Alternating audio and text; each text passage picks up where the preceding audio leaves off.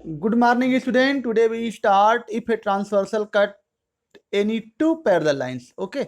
तो आज का वीडियो देखिए कि यदि ट्रांसवर्सल दो रेखाओं को अगर कट करती है तो क्या क्या होता है, उसके बारे में हम लोग प्रीवियस वीडियो में देख चुके थे। तो देखिए, if a transversal cut any two parallel lines, एक बार रिवाइज कर दे रहे हैं। L1 और L2 है, एक ट्रांसवर्सल है, कट कर रही है, तो कितने एंगल बनते हैं? 8 एंगल बनते हैं। 1 2 3 4 5 6 7 8, यह हो गया 8 एंगल।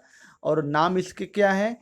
नाम इसके हैं एक्सटीरियर एंगल 1 2 7 और 8, इंटीरियर एंगल 3 4 5 6, ये इंटीरियर एंगल, और करस्पॉन्डिंग एंगल 1 5 2 6 4 8 3 7 करस्पॉन्डिंग एंगल, और को इंटीरियर एंगल 3 7 4 5, और को एक्सटीरियर एंगल कौन होता है? 2 7 1 8। ये सब जो है कल हम बता चुके थे। ठीक है, तो आगे चलते हैं कि एक नया टॉपिक है, what happen if a transversal cut any two parallel lines. अब तो कल कल था कि एनी टू लाइंस को, एनी यहाँ पर हम लोग पढ़ेंगे कि ये दोनों लाइन जो L1 और L2 है, अब यह दोनों लाइन क्या होंगी? पैरेलल होंगी। तो इस केस में क्या क्या कंडीशन एग्जिस्ट करता है, तो इसके बारे में आज पूरा फुल इंट्रोडक्शन आज होगा। ठीक है, पूरा डिटेल्स में हम लोग जानेंगे। और यह वीडियो जो है क्लास नाइन्थ के लिए तो है ही, लेकिन यह 10th के लिए भी मोस्ट इंपॉर्टेंट है, क्योंकि इसका यूज हम लोग क्लास 10th के चैप्टर में करेंगे, ट्रेंगल में करेंगे, ज्योमेट्री में करेंगे। और यह जो टॉपिक है, यह 9 10 11 और 12 और आगे के लिए भी यह मोस्ट इंपॉर्टेंट है, वेरी वेरी इंपॉर्टेंट जो टॉपिक आज का होने वाला है। इसलिए क्लास 9th और 10th दोनों क्लास के स्टूडेंट पूरा देखिए, पूरा आवाज करिए, और देख करके एक अच्छा सा नोट्स बनाइए। ठीक है, ताकि जो क्लास 9th से लेकर के 12 आगे जो है आगे तक पढ़ोगे तो ये ज्योमेट्री में काम आने वाला है। ओके, चलिए स्टार्ट करते हैं इसको। चलिए देखते हैं, स्टार्ट करते हैं। तो अगला जो टॉपिक है हमारा कि what happen if a transversal cut any two parallel lines. Okay, चलिए देखते हैं हम लोग। अगला जो कंडीशन है नोट कर लीजिए कि what happen if a transversal cut. अगला जो कंडीशन है इफ ए ट्रांसवर्सल कट, अगला जो हेडिंग है if a transversal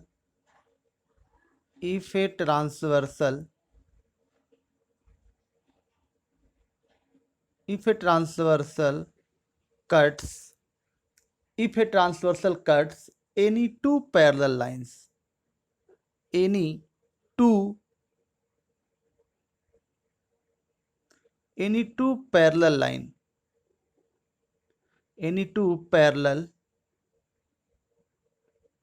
lines, if a transversal cut any two parallel lines, then what happen? ठीक है, तो इसमें क्या क्या होता है भाई कि जब कोई ट्रांसवर्सल है, एक जो है पैरेलल लाइंस को कट करती है। ठीक है, तो चलिए हम बना लेते हैं एक फिगर बना लेते हैं पैरेलल लाइंस का। टू पैरेलल लाइंस को कट करती है, कोई भी ट्रांसवर्सल है और एक पैरेलल लाइन को कट करती है। देखिए, यह हो गया ये पैरेलल लाइन। यह लाइन L1 है और यह लाइन L2 है, और एक ट्रांसवर्सल क्या होती है? कट करती है। यह ट्रांसवर्सल T है। अब देखिए इसमें एंगल कितने बने हैं, तो इसमें भी जो है क्या बनते हैं? कितने एंगल बनते हैं? 8 एंगल। यह एंगल हो गया 1, और यह वाला एंगल हो गया क्या? 2, और यह वाला एंगल क्या हो गया? 3, और यह वाला एंगल क्या हो गया? यह वाला एंगल 4, और यह वाला एंगल क्या हो गया? यह वाला एंगल हो गया 5, और यह वाला एंगल हो गया 6, और यह वाला एंगल हो गया 7, और यह वाला एंगल हो गया क्या? 8। ठीक है, तो there are 8 angles are form. Okay, तो 8 एंगल्स जो है फॉर्म करते हैं इसमें भी, जब when A transversal cut any two parallel lines. ठीक है, तो चलिए देखिए इसमें क्या क्या कंडीशन होता है। पहला, ईच पेयर ऑफ, जितने जो पेयर होते हैं ईच पेयर या all pairs of corresponding angles are equal. यानी कि जो पहला जो कंडीशन इसमें होता है कि ऑल पेयर ऑफ, पहला जो कंडीशन है, first point noted, first point, all pair of all pairs of corresponding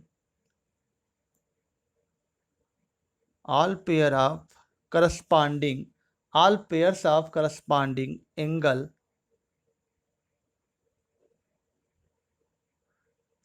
are equal. यानी पहला जो condition, all pairs of corresponding angles are equal, जितने भी पेयर्स बनेंगे करस्पॉन्डिंग एंगल के वे सब के सब जो है क्या होते हैं, इक्वल होते हैं। यानी कहने का मतलब कि इसमें जो है पहला पॉइंट, फर्स्ट एंगल 1 जो है एंगल 5 के बराबर हो जाएगा करस्पॉन्डिंग एंगल। एंगल 2, दूसरा पॉइंट जो है एंगल 2 जो है किसके बराबर हो जाएगा, एंगल 2 इक्वल टू एंगल 6, यह बराबर हो जाएगा। और तीसरा जो है थर्ड एंगल 4 जो है बराबर हो जाएगा एंगल 6 के। और फोर्थ जो है एंगल 3 और इक्वल टू किसके बराबर हो जाएगा, एंगल 7। 1 बराबर 5, 2 बराबर 6, 4 बराबर 4 बराबर क्या, 4 बराबर 8, 4 बराबर 8, यहाँ पर 8 होगा। 4 बराबर 8 देखिए लाइन के नीचे, और लाइन के नीचे देखिए 4 बराबर 8 और 3 बराबर क्या, 3 बराबर जो है 7। यह हो गया हमारा जो है कि each pair of corresponding angles are equal. Okay, आगे चलते हैं दूसरा point, all pair of interior angles are equal. All pair of है each pair of interior angles are equal. जितने भी पेयर बनेंगे, each pair of interior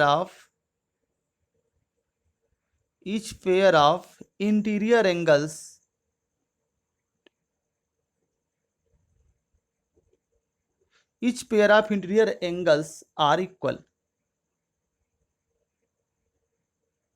each pair of interior angles are equal, जितने भी इंटीरियर एंगल्स के pair बनेंगे वे सब के सब आपस में क्या होते हैं, इक्वल होते हैं। यानी कहने का मतलब कि एंगल 3 जो है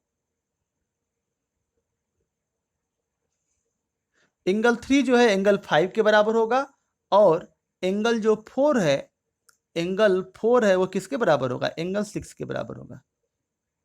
यह each pair of interior angle के बराबर होगा। यानी कि एंगल 3 5 के बराबर और एंगल 4 जो है किसके बराबर, एंगल 6 के बराबर हो गया। यह हो गया हमारा जो है कि each pair of interior angles are equal. यहां तक तो यह हो गया, ठीक है। आगे चलते हैं, दूसरा प्रॉपर्टी हो गया। तीसरी प्रॉपर्टी यह कहती है, देखिए तीसरा प्रॉपर्टी थर्ड प्रॉपर्टी यह कहती है कि each pair of interior angles are equal.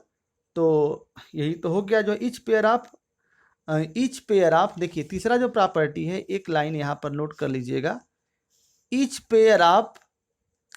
Pair of alternate interior angles, यहां पर अल्टरनेट रहेगा, नोट कर लीजिएगा। Each pair of alternate interior angles are equal, alternate रहेगा, छूट गया, ठीक है। आगे चलते हैं, दूसरा, the sum of each pair of को interior angles are equal to 180 degree. The sum of, देखिए आगे जो तीसरा जो प्रॉपर्टी है, द सम ऑफ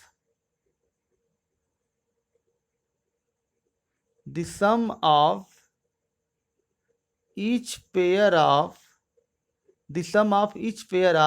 को interior angles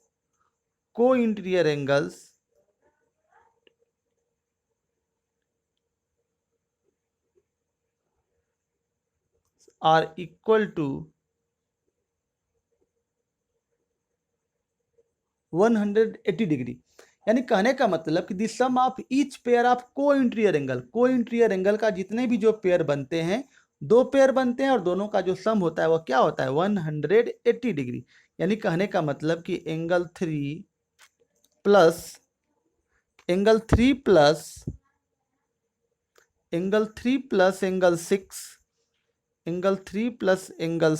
equal to 180 degree, ये पहली प्रॉपर्टी। और दूसरी प्रॉपर्टी होगी angle 4 plus angle 5 180 degree, 4 plus 5 equal to 180 degree, यह तीसरी प्रॉपर्टी है। ओके, चलते हैं अगला पॉइंट जो है क्वेश्चन, जो चौथा पॉइंट है each pair of alternate exterior angles are equal. Okay, fourth point है, फोर्थ पॉइंट है each pair of alternate each pair of alternate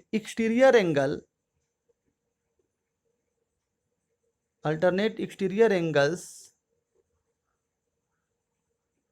are equal। Each pair of alternate exterior angles are equal. Alternate जो exterior angle के जितने भी pair बनेंगे वो सब के सब आपस में क्या होते हैं, इक्वल होते हैं। एंगल 1 बराबर एंगल 7 और एंगल 2 इक्वल टू एंगल 8। यह होता है प्रॉपर्टी। 1 बराबर 7, 1 बराबर जो है किसके होते हैं, 7 होते हैं। Alternate exterior angle, each pair of alternate exterior angles are equal. Okay, तो यह जो है आपस में क्या होते हैं, इक्वल होते हैं। देखिए अल्टरनेट एक्सटीरियर एंगल का मतलब होता है यह, देखिए हम दिखा रहे हैं। अल्टरनेट एक्सटीरियर एंगल का मतलब यह होता है, देखिए अल्टरनेट एक्सटीरियर एंगल है 1 का जो है 7 और 2 और 8 ये आपस में क्या होते हैं, बराबर होते हैं। ठीक है, each pair of alternate exterior angle are equal. 1 बराबर 7 और 2 बराबर किसके, 8। चलते हैं अगला पॉइंट, पांचवा जो पॉइंट है, फिफ्थ पॉइंट है each the sum of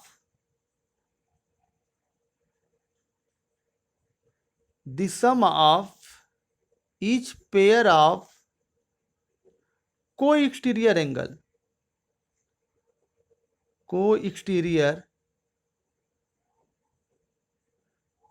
angles are equal।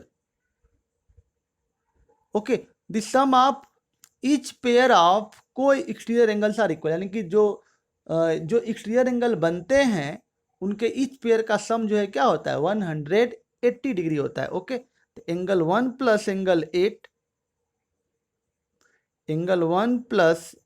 8, पहली प्रॉपर्टी इक्वल टू 180 डिग्री। और दूसरी जो प्रॉपर्टी है angle 2 plus angle 7 equal to 180 degree. The sum of each pair of को exterior angles are equal to 180 degree. यहाँ पर को इंटीरियर एंगल का सम 180 डिग्री, लेकिन को एक्सटीरियर एंगल का भी सम क्या होता है, 180 डिग्री होता है। ठीक है, तो इस तरह से यह हो गई प्रॉपर्टी 5, यानी कि what happen if a transversal cut any two parallel lines then there are 5 conditions are exist.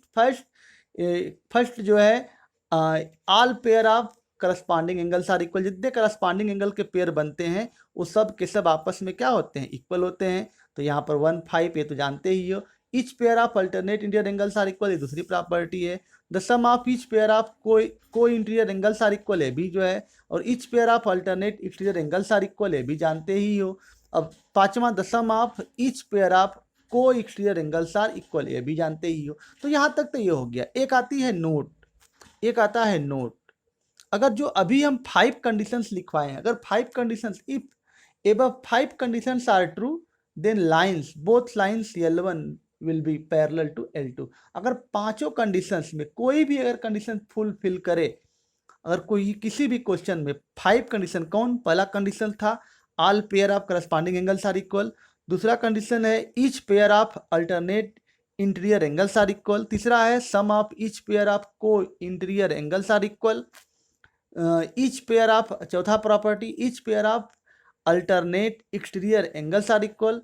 Fifth property the sum of each pair of को exterior angles are equal. If above 5 conditions are true then both lines are said to be parallel. Okay, अगर पांचों में से कोई, if any one property of above is true then both lines L1 will be parallel to L2। Okay, चलिए लिखिए, note करते हैं इसको।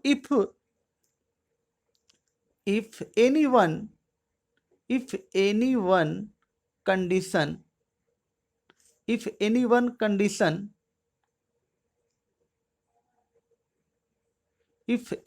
conditions of above 5, if any one condition in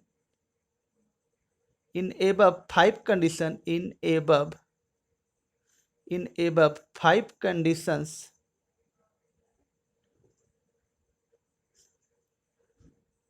if any one conditions in above five conditions are true, five conditions, if any one condition in above five conditions is true,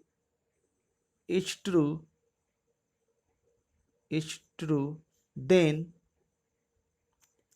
lines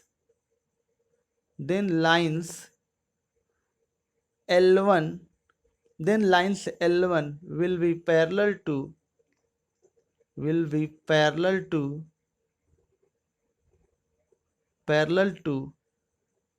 L2। कह रहा है कि if any one condition in above five conditions, any one कोई एक, if any one condition in above five conditions is true, अगर कोई एक condition, पांचों में से कोई एक कंडीशन ट्रू हो तो then line L1 will be parallel to L2। जो लाइन L1 होगी वह L2 के क्या होगी, पैरेलल होगी, यानी कि जो L1 है और L2 के क्या होगी, पैरेलल होगी। ओके, तो इस तरह से हम लोग जो है, यह जो है क्लास 9th और 10th के लिए जो सबसे इम्पॉर्टेंट बेसिक कंसेप्ट था वह हम जो है पूरा कर लिए। ओके, तो कल के वीडियो में हम आगे इसके एक्सरसाइज चालू करेंगे। ओके, तो आज का वीडियो रखते हैं यही तक। अगर वीडियो अच्छा लगा हो तो like share and subscribe my YouTube channel. Okay, तो अगला जो हमारा जो टॉपिक होगा, अगला जो एक्सरसाइज होगा वो होगा 6.2 का। तो जितना भी जो बेसिक कंसेप्ट बताया गया है इसको आप लोग अच्छा से रिवाइज करेंगे, क्योंकि इसी बेस पर हम अगला एक्सरसाइज शुरू करेंगे। Okay, thank you.